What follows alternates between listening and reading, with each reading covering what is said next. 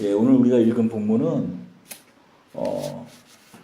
나오미가 루시 나오미 시어머니 나오미를 따라서 이제 베들레헴에 돌아와서의 이야기입니다. 우리가 앞서서 계속 얘기 나눴지만 돌아와서 할 것이 없는 거예요. 땅 팔고 눈 팔고 냉장고 팔고 텔레비도 다 팔고 자동차도 팔고 다 팔고 떠나서 돌아온 거죠. 땅에 떨어진 이삭을 주어서 연명할 수밖에 없는 형편에 처해진 겁니다. 어머니한테 말합니다. 제가 이제 추수할 때니 땅에 떨어진 나다를 이삭을 주어서 좀 모아오겠습니다 하고 말하고 이삭을 나다를 주러 가는 거예요. 이봐 저봐 다녔지만 얼마나 떨어졌겠어요.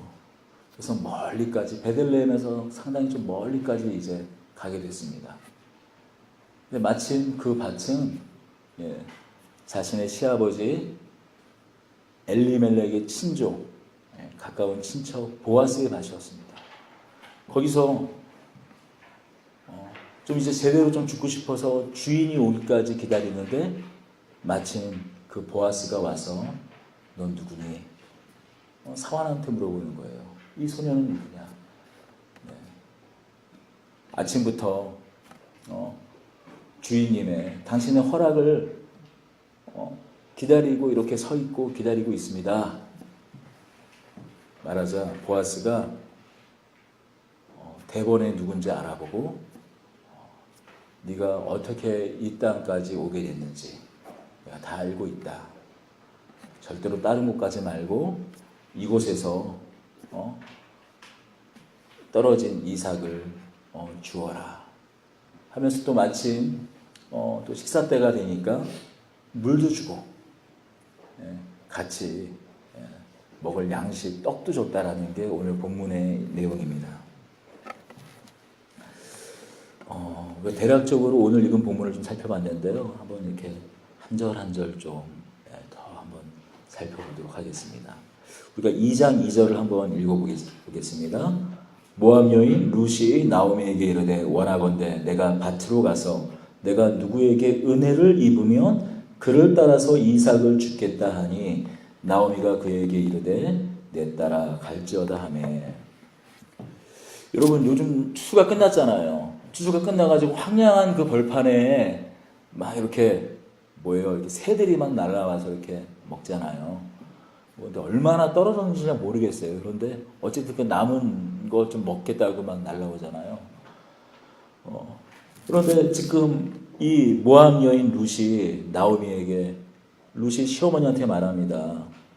원하건대 내가 밭으로 가서 누구에게 은혜를 입으면 그를 따라서 이삭을 주겠나이다.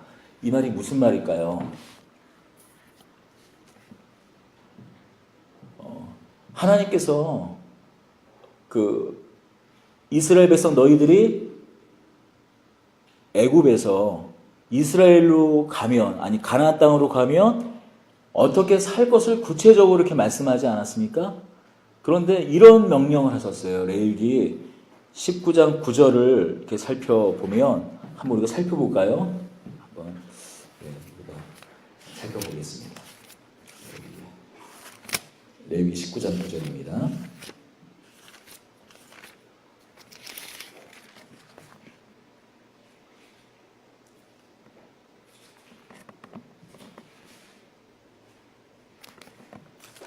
(19장 9절과 10절을 함께 읽겠습니다. 너희가 너희 땅에서 곡식을 거둘 때에 반 모퉁이까지 다 거두지 말고 내 떨어진 이삭도 줍지 말며 너 포도원의 열매를 다 따지 말며 내 포도원에 떨어진 열매도 줍지 말고 가난한 사람과 거류민을 위하여 버려두라. 나는 너희 하나님 여호와니라. 곡식을 거둘 때 추수 때에 어떻게 거둬야 되냐면은 예를 들어서 내 밭이 내 논이 정사각형 직사각형이다 그러면 사각형 모퉁이 귀퉁이는 귀퉁이 자리에 남겨두라는 거예요. 또 그리고 당시에는 이 농기구들이 좋지 않잖아요. 낫을 벼르지만 이게 잘 한번 딱 베면은 쓱 다 베지는 게 아니기 때문에 여러 번 내리쳐야지 그게 어떻게 해요? 이게 뭐 볼이든 밀이든 그게 베지지 않습니까? 여러 번 쳐야 되니까 어떻게 돼요? 나달이 많이 떨어지겠죠. 근데 그 떨어진 나달을 줍지 말라는 거예요. 내버려 두라는 거예요. 내버려 둬서 누가 먹게 하라고요? 주워서 그 땅에 나그네, 가난한 사람과 거류민. 여기서 거류민은 이방 사람들, 나그네와 같은 사람들, 집 없이 떠도는 사람들, 가난한 사람들이 그것을 거둬서 먹으라는 거예요. 먹게 하라는 거예요. 그 귀퉁이와. 그럼 무슨 말씀입니까? 이 2장 2절은 누가 혹시 나한테 은혜를 베풀어서 그것을 죽게 하면, 원래는 뭐 특별히 허락을 받아, 뭐 예의상 허락은 받아야겠죠. 그런데 허락받고 말고 할 일이 아닌 거예요. 그냥 조용히 이렇게 농사를 이제 벨 거 아니에요. 베고 나면 떨어진 것을 하나씩 이렇게 주워, 물론 예의상 뭐 이렇게 허락받고 인상을 해야 되지만, 그런데 여기서 은혜를 입으면 누구의, 이 말씀은 무엇입니까? 레위기에서는 비록 이렇게 말씀을 하지만 사사기가 어떤 시대예요? 각기 다 자기의 소견에 옳은 대로 행하던 시대입니다. 그러니까 어떻게 해요? 이 말씀을 지켰겠어요? 네모난 밭이 네모난 내 귀퉁이를 남겨놨을까요? 아마 밭을 동그랗게 만들었을 거예요. 귀퉁이가 없게. 밭을 동그랗게 하고 뭐 귀퉁이가 없게. 그 다음에 전문적으로 전문 농사꾼을 고용을 해가지고 한 알도 막 그냥 서슬이 퍼렇게 그냥 낫을 갈아가지고 한 번 쓱 빼면 그냥 바로 걷어지게 그렇게 했을 것입니다. 그 무슨 말씀입니까? 누군가 나에게 은혜를 베풀면 은혜를 베풀어야, 은혜가 있는 사람이어야 그렇게 하지 않고 뭔가를 흘린다라는 거예요. 그런데 이어지는 구절을 다시 돌아가서 보겠습니다. 뭐라고 말? 룻이 가서 베는 자를 따라 밭에서 이삭을 줍는데 우연히 엘리멜렉의 친족 보아스에게 속한 밭에 이르렀더라. 마침 보아스가 베들레헴으로부터 와서, 근데 어떻게 해요? 별반 주지 못하니까, 보아스가 베들레헴에 사는데 베들레헴에서 왔다라는 말은 뭐예요? 예를 들면은 뭐 베들레헴이 고향지라고 생각해 보세요. 그러면은 파주쯤까지 이렇게 계속 밭을 쫓아서 이렇게 온 거예요. 어디 좀 흐르는 데 없나, 이삭 어디 좀 떨어진 데 없나 와서 먼 곳까지 이르는 것이죠. 얼마나 좋았겠습니까? 근데 멀리서 베들레헴으로부터 베들레헴 그 자기 밭까지 온 이 보아스를 만나게 됩니다.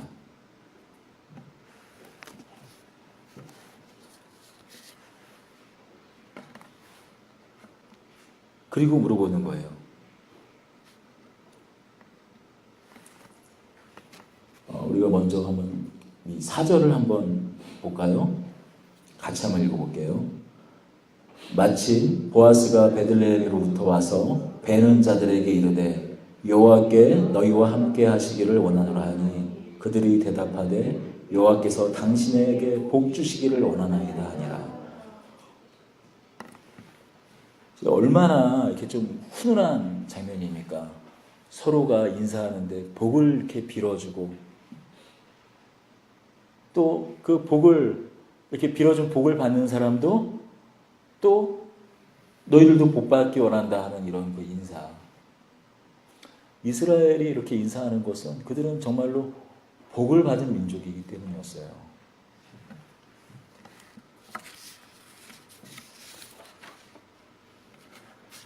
여러분, 우리가 첫 시간에 어떤 말씀을 나눴습니까? 어떤 말씀을 나눴어요? 이스라엘의 부르심은 제사장 나라로서의 부르심이라고 하지 않았습니까? 세계가 모두 다 내게 속하였나니 너희가 내 말을 잘 듣고 행하면 너희가 제사장 나라가 되고 너희는 또 나의 거룩한 백성이 될 것이라고 하나님이 말씀하시지 않았습니까? 그리고 그 제사장 나라로서의 받는 복이 어떤 복이라고 또 말씀했습니까?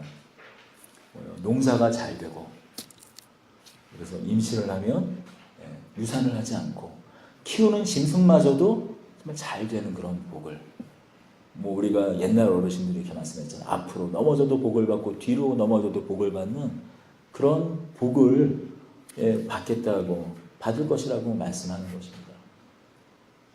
그런데 그러면 한번 좀 생각해 볼 것이 이거예요. 그런데 그런 복을 어떻게 받는다고 말씀하고 있어요? 너희가 내 말을 잘 듣고 행하면이라고 말씀합니다.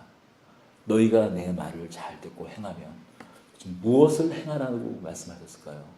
물론 레위기에 보면 하나님의 백성들이 행할 여러 것들이 있지만 우상 숭배하지 말고 거룩히 살아야 될 여러 명령들이 있지만, 바로 우리가 방금 살펴본 그런 구절들입니다. 밭을 모퉁이까지 다 거두지 말고 떨어진 이삭을 줍지 말라는 거예요. 우리가 제사장 나라라는 것은 어떤 의미입니까? 여러분, 제사장이 어떤 역할을 하는 것이죠? 제사장, 죄인들이 하나님 앞에 다가설 수 있도록 중간에 중재를 해주는 사람이잖아요. 왜냐하면 죄인은 하나님 앞에 설 수가 없습니다. 죄인은 하나님 앞에서 죽을 수밖에 없어요. 그리고 죄인은 하나님 앞에 그 간격이 있어요. 그 간격을 좁혀주고 하나님 앞에 인도하는 역할을 하는 것이 바로 제사장의 역할 아닙니까? 그런데 한 나라가 제사장 나라로 부름받았다라는 거예요. 그리고 너희는 거룩한 백성이 된다라고 얘기하고 있어요. 그러면 이스라엘 사람들이 도대체 가나안 땅에서 뭘 하면은 거룩한 걸 알 수 있을까요? 예배를 잘 드리면? 실상 예배 방법이, 그 제사 방법이 디테일한 면에서 좀 다른 것이 있지만, 실상 구약 시대 때 제사의 방법이 기본적으로 이스라엘 백성들도 희생 제사입니다. 가나안 사람들이나 그 이방 민족들도 희생 제사예요. 동물을 죽여서 이렇게 그들이 믿는 신에게 이렇게 태워드리는 제사가 기본적으로 희생 제사가 제사의 방법이라는 것이죠. 물론 세부적으로 들어가면 다른 제사 방법이지만, 또 그 제사가 갖고 있는 의미가 다르지만, 겉으로 드러나서는 그 제사만으로는 사실 큰 차이가 나지 않아요. 그럼 도대체 이 이스라엘 백성들이 제사장 나라로서 어떻게 해야 이 사람들이 하나님 앞에 갈 수 있을까요? 거룩하다라는 말, 거룩한 백성. 거룩하다라는 말은 우리가 그냥 거룩이라는 단어를 쫙 들으면 어떤 것이 생각납니까? 신성하다, 영적이다, 그런 뜻 아닙니까? 그런데 더 깊이 나아가면 거룩이라는 단어는 구별되라는 뜻이에요. 구별. 세상과 다르다라는 거예요. 세상의 가치와 다르다라는 거예요. 세상의 가치대로 살아가지 않고 하나님의 가치대로 살아간다는 거예요. 그렇다면 그냥 제사의 모습만 봐서는 특별히 달라 보이지 않아요. 그렇지 않습니까? 그런데 그럼 도대체 뭐가 다르다라는 거예요? 그 삶의 구체적인 삶의 방식과 그 살아가는 삶의 태도와 그 삶의 모양새가 우리랑 다르다라는 거예요. 여러분 한번 생각해 보십시오. 지금 이게 3,000년 전이에요. 3,000년 전입니다. 아까는 한번 제가 찾아서 읽어보자고 했지만 다시 한번 좀 살펴보겠습니다. 레위기 19장 9절 10절입니다. 너희가 너희 땅에 곡식을 거둘 때에 너는 반 모퉁이까지 다 거두지 말고 내 떨어진 이삭도 줍지 말며 내 포도원의 열매를 다 따지 말며 너 포도원에 떨어진 열매도 줍지 말고 가난한 사람과 거르민을 위하여 버려두라. 나는 너희의 하나님 여호와라. 또 그 다음이 23장 22절에도 같은 말씀이 있습니다. 너희 땅에 곡물을 벨 때에 반 모퉁이까지 다 베지 말며 떨어진 것을 줍지 말고 그것을 가난한 자와 거류민을 위하여 남겨두라. 나는 너희 하나님 여호와라. 이 레위기의 말씀을 다시 한번 반복할 때가 있잖아요. 언제요? 모세가 가나안 땅을 그러니까 이 요단강을 건너기 전에 마지막으로 다시 한번 레위기의 말씀들을 다시 한번 상기시키고 기억하게 하지 않습니까? 신명기에 보면 다시 한번 모세가 이스라엘 백성들에게 가나안 땅에서 지켜 행할 것을 말씀합니다. 우리 같이 한번 읽어볼까요? 내가 밭에서 곡식을 벨 때에 그 한 뭇을 밭에 잊어버렸거든 다시 가서 가져오지 말고 나그네와 고아와 과부를 위하여 남겨두라. 그리하면 내 하나님 여호와께서 내 손으로 하는 모든 일에 복을 내리시리라.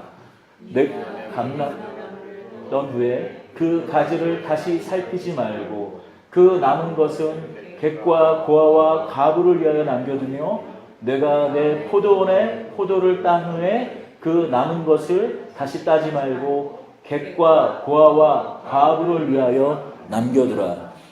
여러분, 이게 3000년 전에 이스라엘 백성들에게 부탁한 하나님의 말씀이에요. 그 시대가 어떤 시대입니까? 탐욕의 시대입니다. 탐욕의 시대라는 것이죠. 그런데 신명기 말씀을 한번 볼까요? 다 비슷한 맥락의 말씀이지만 한 뭇을 밭에 잊어버렸거든. 곡식 단을 갖다 깜빡이 보도 남겨두고 왔어요. 가지고 와야죠. 가지고 와야죠. 그런데 뭐라고 말씀하십니까? 가지고 오지 말라는 거예요. 남겨둬서 누가요? 가난한 사람들이 나그네와 고아와 과부, 레위기에서는 거류민이라고 말씀한 나그네와 고아와 과부를 위하여 남겨두라고 말씀합니다. 그리고 또 뭐라고 말씀합니까? 감람나무 열매, 감람나무 그 열매가 이제 익으면은 그걸 갖다가 이렇게 뗄 때 한꺼번에 도리지를 해서 그냥 떨어뜨리게 하거든요. 그러면 이제 달라붙고 안 떨어지는 것도 있을 거 아니에요. 그런 거를 애써서 떨어내라 마라? 떨어내지 말라는 거예요. 그냥 내버려 두라는 거예요. 그것도 누가 먹으라고요? 고아와 가부와 나그네들이 먹을 수 있도록 남겨두라고 말씀합니다. 그다음에 포도원의 그 열매들을 다 따지 말고 또 남겨두라고 말씀하는 거예요. 그들이 삶을 사는 삶의 방식이 다르다라는 것입니다. 3000년 전이에요. 3000년 전. 다들 자신의 삶을 위해서 그 척박한 환경 속에서 자기 가족을 위해서 자신을 위하여 다 그렇게 살아가던 때에 세상 모든 사람들이 이렇게 살아가던 때에 어느 한 사람들이 있는데 농사를 지으면 일부러 남겨두네. 뇌 귀퉁이는 가난한 사람들이 유심히 볼 거 아니에요. 저거 왜 남겨두지 도대체? 근데 가난한 사람들이 와서 그 추수하는 사람들이 다 가고 나면은 배고 가요. 그러면 가난한 사람들, 그 주변의 그런 이민족들은 어땠을까요? 몽둥이 하나씩 갖고 와서 내쫓았을 거 아니에요. 근데 내버려둬. 그리고 추수할 때 떨어지면 이제 이게 정말 뭐라고 말하죠? 아주 남루한 옷차림에 가난한 사람들이 뒤쫓아가지고 하나하나씩 주워요. 그러면 가난한 사람들이나 아니면 그 주변 그 민족들은 어떻게 했을까요? 재수없다고 내쫓어. 그런데 그걸 가만히 내버려 둔다는 거예요. 뭐지? 그거죠. 뭐지? 쟤들은 도대체 뭐 하는 사람인가? 보니까 믿는 신이 다른 거죠. 쟤들은 지금 뭐를 믿는데 도대체 저렇게 사는 거지? 그들이 사는 모습을 보고 세상 모든 민족이 하나님께 돌아오게 하는 것. 그들이 이스라엘 백성들의 제사장 나라로서 부르심 받은 그 부르심이었다라는 것입니다. 우리 사실 어떻게 보면 그냥 이렇게 마음이 너그러운 사람들은 좀 그렇게 할 수 있다고 생각할 수 있잖아요. 그냥 충분히 그럴 수 있잖아요. 우리나라도 경주 최부잣집 사방 눈에 보이는 곳에 굶는 사람이 없게 해라. 그냥 그럴 수 있잖아요.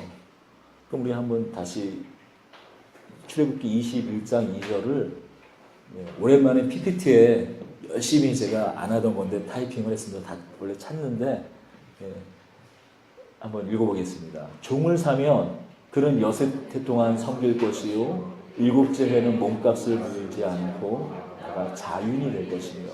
무슨 말씀입니까? 종을 사면 6해 동안 섬길 것이요 7째 해에는 몸값을 물지 않고 나가 자윤이 될 것이며. 종이라도 7년 이상 종으로 부릴 수 없다라는 거예요. 7년째 돼가 되면 자유인으로 풀어준다라는 거예요. 왜냐하면 당시에 종이 그러면 그렇게 좋은 세상에 종이 왜 있느냐? 때로는 빚을 져서 빚을 갚지 못하면 방법이 몸밖에 없으니까 노동력을 제공하게 될 수밖에 없지 않습니까? 여기서 이 말씀을 그렇다면 종이 아니라는 거예요, 사실. 왜냐하면 종은 어때요? 우리가 계속 종살이 하는 거 아닙니까? 한 번 팔려오면. 그런데 종을 사면 그는 6해 동안 섬길 것이요 7째에는 몸값을 물지 않고 나가 자유인이 된다는 거예요. 빚 대신 잠깐 사는 거예요. 피치 못해서 자신의 몸을 돈이라는 가치로 이렇게 맞바꿔서 이렇게 종이 될지라도 평생 종이 아니라는 겁니다. 우리 다시 한번 15장 그러면 신명기 13절 15장 13절 14절을 읽겠습니다. 그를 놓아 자유케 할 때는 빈손으로 가게 하지 말고 내 양 무리 중에서 타작마당에서 포도주 틀에 그에게 후히 줄지니 곧 내 하나님 여호와께서 내게 복을 주신 대로 그에게 줄지니라. 돌아갈 때 그냥 돌아가지 말고 퇴직금도 주라는 거예요. 딱 그 말씀 아니고 퇴직금도 주라는 거예요. 부려먹을 때도 물론 먹고 살기 이렇게 재워주고 먹여주고 했겠지만 종으로 부리고 있다가 놓아줄 때 퇴직금을 주라는 말입니다. 이게 종이 말이 그냥 이게 다른 말로 번역할 게 없으니까 종이라는 거지 실제로 종이 아닌 것입니다. 여러분 3,000년 전입니다. 3,000년 전. 우리가 3,000년 전에 우리가 알고 있는 역사의 기록이 있잖아요.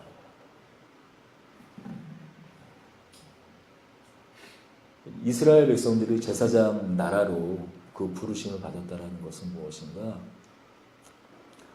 하나님 나라를 가나안 땅에 천국을 그 가나안 땅에 이루고 살라라는 것이에요. 이루고 살라라는 것이에요. 하나님 나라를 몸소 살아내서 그것을 보고 세상 모든 사람들이 그렇게 살아가는 모습을 보고 나도 저 사람들처럼 살고 싶다. 나도 저들이 믿는 하나님의 그 날개 아래 거하고 싶다. 그 그늘 아래서 있고 싶다라는 마음이 절로 나게끔 살라라는 것입니다.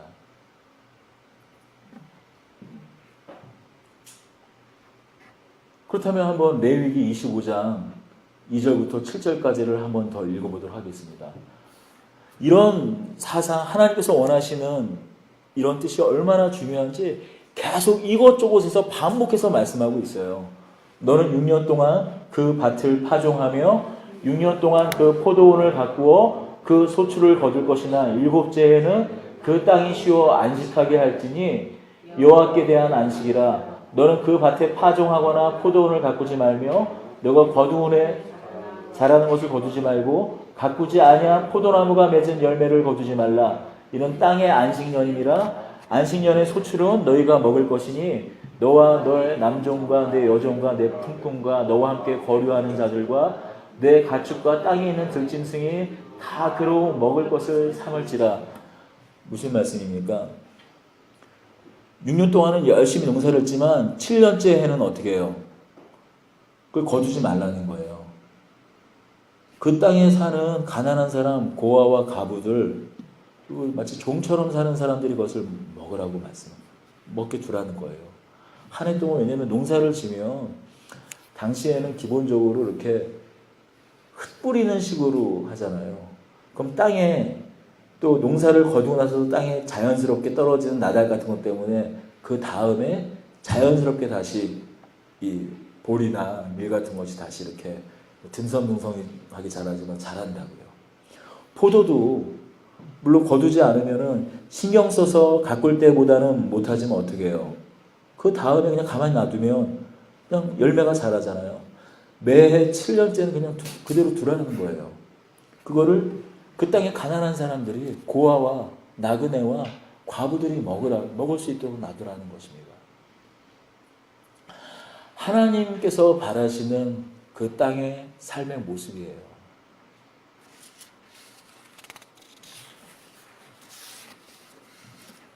여러분, 그런데 이 2절에 오늘 우리 다시 룻기로 돌아와서 이 2장 2절에 모압 여인 룻이 나오미에게 이르되 원하건대 내가 밭으로 가서 내가 누구에게 은혜를 입으면 그를 따라서 이삭을 주겠나이다. 하나님의 명령이지만 은혜를 받아야 겨우 나달 이상 몇 개를 주울 수 있는 시대였다라는 것입니다. 누구나 추수 때가 되면 그렇게 주울 수 있는 이삭이었지만 은혜를 입어요. 그래서 베들레헴 그 먼 곳까지 가서 결국 이곳저곳 여기서도 거절당하고 이곳에서도 거절당하다 베들레헴에서 제법 먼 곳까지 이르렀어요. 이르를 수밖에 없는 그런 상황이었다는 것이죠. 여기서 우리가 좀 주목해서 볼 것이 계속 룻에 대하여 말할 때 모압 여인이라고 말하는 거예요. 모압 여인 룻이. 우리가 그 룻을 말하는데 그냥 룻 하면 되잖아요. 그럼 1장 마지막 구절도 한번 볼까요? 22절, 1장 22절. 나오미가 모압 지방에서 그의 며느리 모압 여인 룻과 함께 돌아왔는데 그들이 보르추수를 시작할 때 베들레헴에 이르렀더라. 그리고 사환들에게 이 소녀가 누구냐라고 물어봤을 때도 사환들이 뭐라고 말합니까? 지난번에 돌아왔던 그 모압 여인 룻이라고 말하지 않습니까? 계속 모압 여인 룻이라고 얘기하고 있어요. 왜 계속 이 모압 여인 룻이라는 것을 강조하고 있을까요? 그 은혜조차도 받을 수 없는 사람이라는 거예요. 그래도 같은 동네 사람, 같은 이스라엘 사람이라면 그런 은혜를 받겠지만 계속 모압 여인인 것을 강조해서 사람들한테 거절받을 수밖에 없는 그런 여인이었다는 것을 강조하고 있는 것입니다.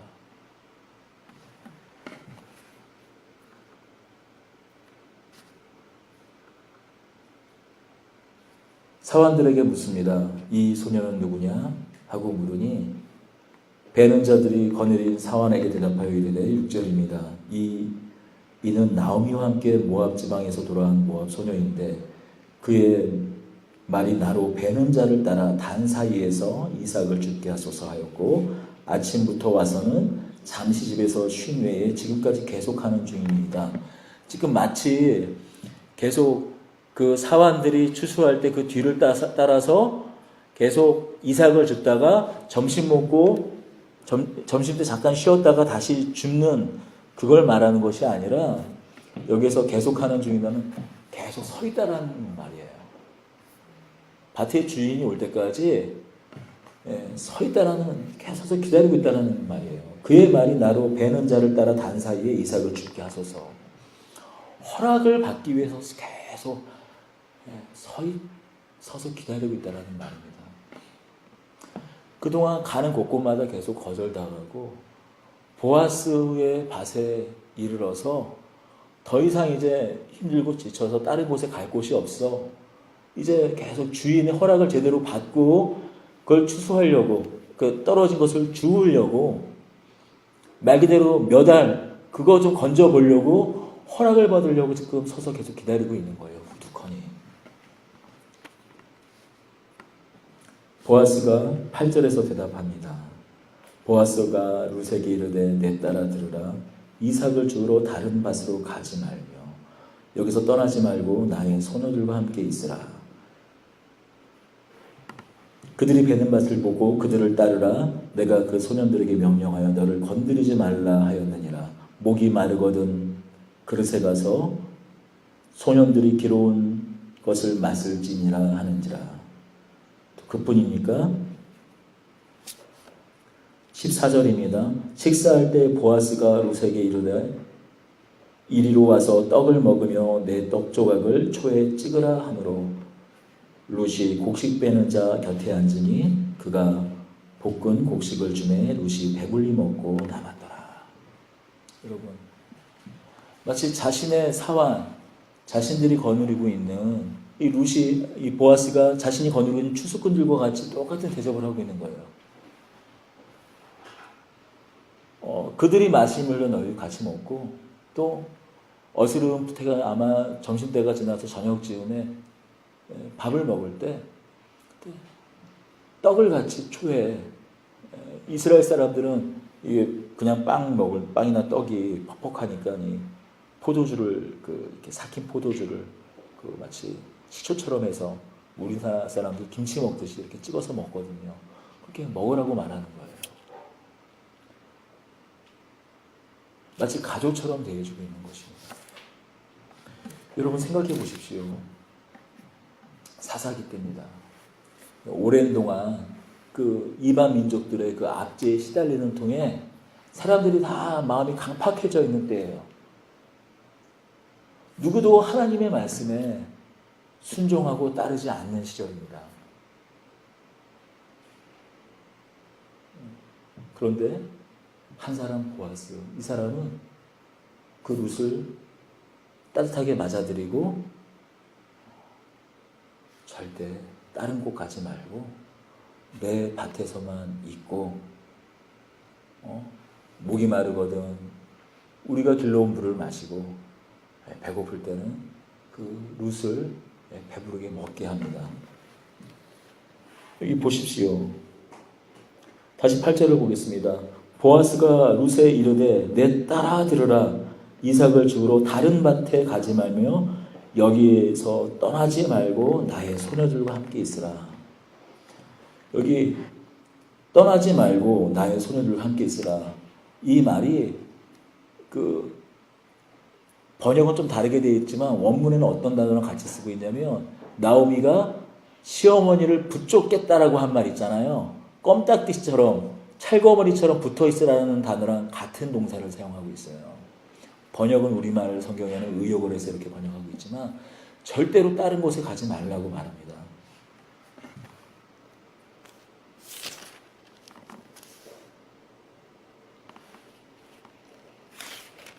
그리고 또 말합니다. 이 사환들에게 또 살짝 명령해요. 16절입니다. 함께 읽겠습니다. 또 그를 위하여 곡식 다발에서 조금씩 뽑아 버려서 그에게 죽게 하고 꾸짖지 말라 하니라. 뭐예요? 그냥 그 떨어진 걸 갖다가 그냥 죽지 말게 이렇게 하는 어떤 그런 게 아니라 그냥 잘 죽게 그냥 내버려 둬라 하는 정도가 아니라 어떻게 해요? 일부러 흘려라 라고 말하는